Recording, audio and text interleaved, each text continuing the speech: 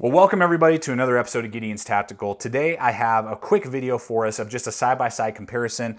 We talked about it briefly in the actual review lately of the Tops Tibo, but I wanted to do a separate video for those of you who either were not interested in watching the full review or you're just trying to figure out just this detail between these two knives. What's better between the ESEE Izula and the Tops Tibo? They're so similar in so many ways.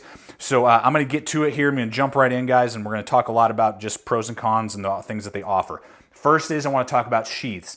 Neither one of these sheaths are ideal, and over time you are going to want to upgrade to an aftermarket form of Kydex or leather, in my opinion, depending on your preference, because I'm not happy with either of these for different reasons. The first one is the Tops Tibo. The Tops Tibo has a Kydex sheath, which I love. I love the material is really good with this, but if you can see here, I had to do a little nylon, paracord loop here to run my fingers through because there's no thumb ramp for me to push off, and it's very snug.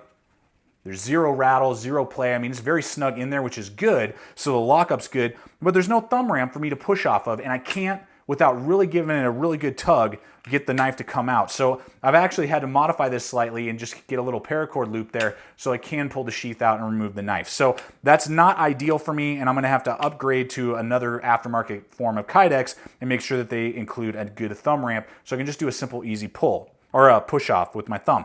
Now on the flip side, the ESEE Izula has a molded plastic. I don't like the material that this is made out of. The positive, as you can see already, is it has a really nice thumb ramp right there. So I don't have to do any sort of jerking. I can just easily push off and pull the blade out and use the knife. So that is a positive side. Two things, has a really nice secure click, but you are gonna have some rattle. Now it's not gonna come out because it's got a really nice secure hold, but this is gonna be a lot louder than the Tops Tibo.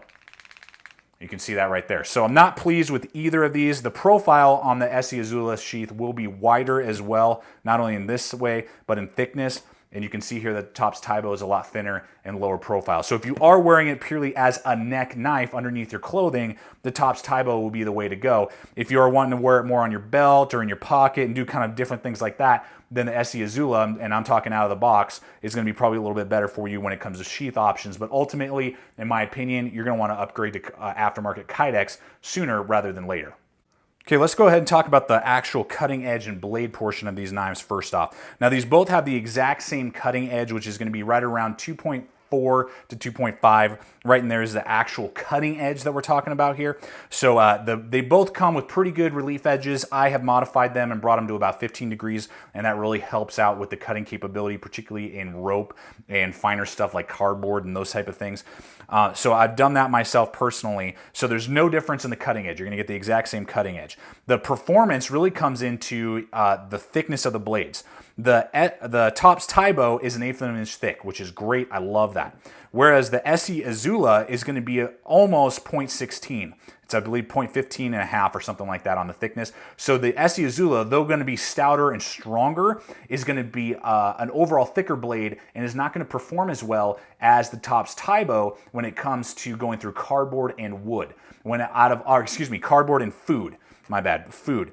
The Tops Tibo I have found out of all the neck knives that I reviewed here, and I've reviewed a lot here at the channel, this one is the best when it comes to cardboard and food prep that I have reviewed because it's purely, geometry and physics. It's got a thinner blade than most other neck knives out there. Most of them come with right around 0.15 or 0.16 on the stock and thickness of the spine, which just means that there's more steel to kind of get through your food or your cardboard, and the Tops Tibo doesn't have that at an 1/8 of an inch thick. So it's going to slice and perform a little bit better than the ESEE Izula, and I like the overall performance of the blade. It has a little bit more aggressive drop in the drop point than you're going to get with the ESEE Izula, which means it's going to be able to stab and penetrate a little bit better than your ESEE Izula would if you are looking for a knife to do some of those more tactical, if you will, tasks.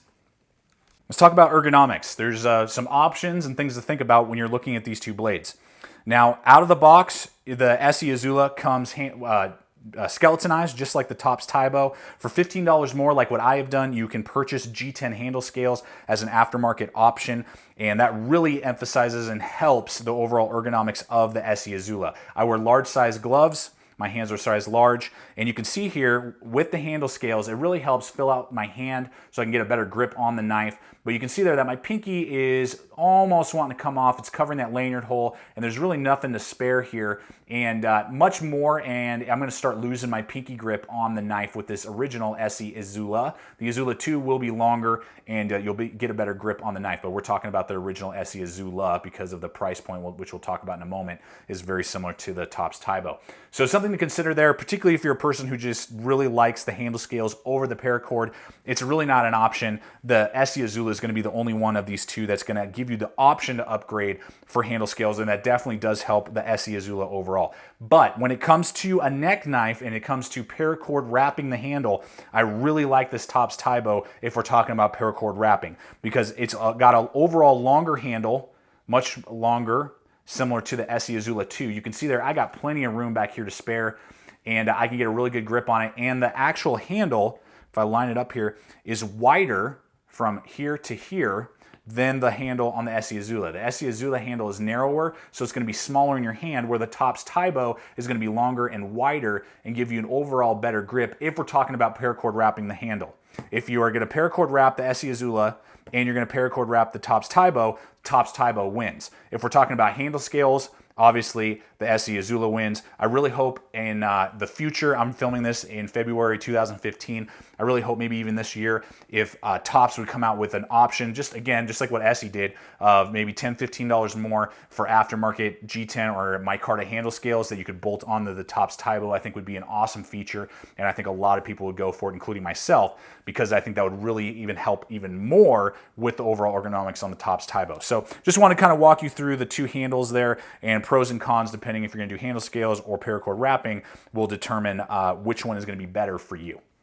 Okay, let's go ahead and talk about value here, guys. The value is going to be very similar, and that's why I'm running this up against the ESEE Izula versus the Izula 2, is that you can usually get the Tops Tibo for right around $45 to $48. You can definitely get it for under $50, and depending on where you look, you can get the ESEE Izula for right around that exact same price before you purchase the handle scales. Now, the handle scales are going to bump it up to about $55 or almost $60, depending on where you purchase it from. But if we're talking about two naked knives, just skeletonized, they're right within about $2 or $3 of each other. So there's really no difference there, and that also comes to the steel and the quality. Tops and ESEE, I've reviewed tons of Tops knives over the years. I've reviewed almost the entire line of ESEE knives, used all their 1095, and I'm very impressed with both of these. These two knives, I would say, are on the pinnacle, the very top of 1095 from what I've experienced and what I've used. Very good quality. It's going to hold a great edge. They do great differential heat treats on their knives, and it's going to be able to take a very good fine edge very quickly. You're going to be able to field sharpen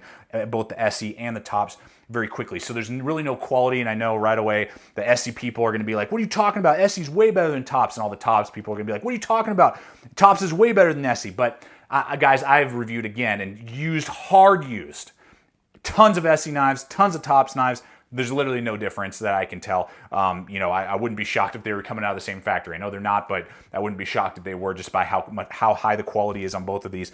The final thing also in this kind of section here is the warranties. Now, this is an issue for some people.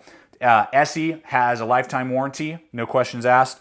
Tops does not. Tops has a manufacturer warranty that if there's something that's a catastrophic failure where the knife snaps in half from normal use or something like that, they'll obviously replace it, but they don't have a lifetime, no questions asked warranty. ESEE does. So that will be a determining factor for some people out there. It's not to me, particularly in this size range of knife. I mean, I hard use these blades, and unless you're like sticking them in a vise and hitting them with a hammer, these things aren't going to break on you. So unless there was some, again, horrible like heat treat problem, and then both companies would replace them right away. So there's really no issue for me when it does come to warranty. I know some people do care, but that would be the last point, is that ESEE does have overall a slightly better warranty. So it's just something to think about when you are purchasing your neck knife.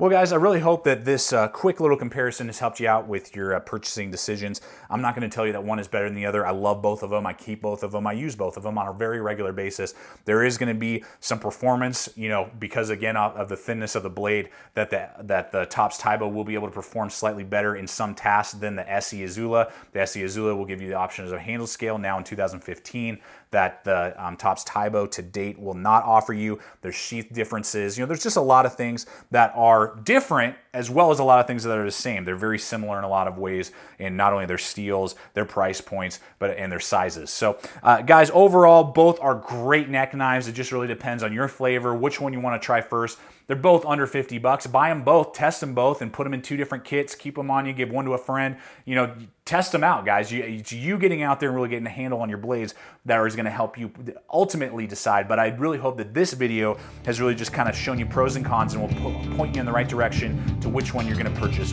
first if you don't own either of these blades. So guys, thank you so much for checking out this channel, for watching the videos. Please subscribe, comment, like, share the videos. Please follow us on Facebook, Twitter, and all the relevant social media. And as always, remember to stay equipped, stay prepared, and we'll see you out there.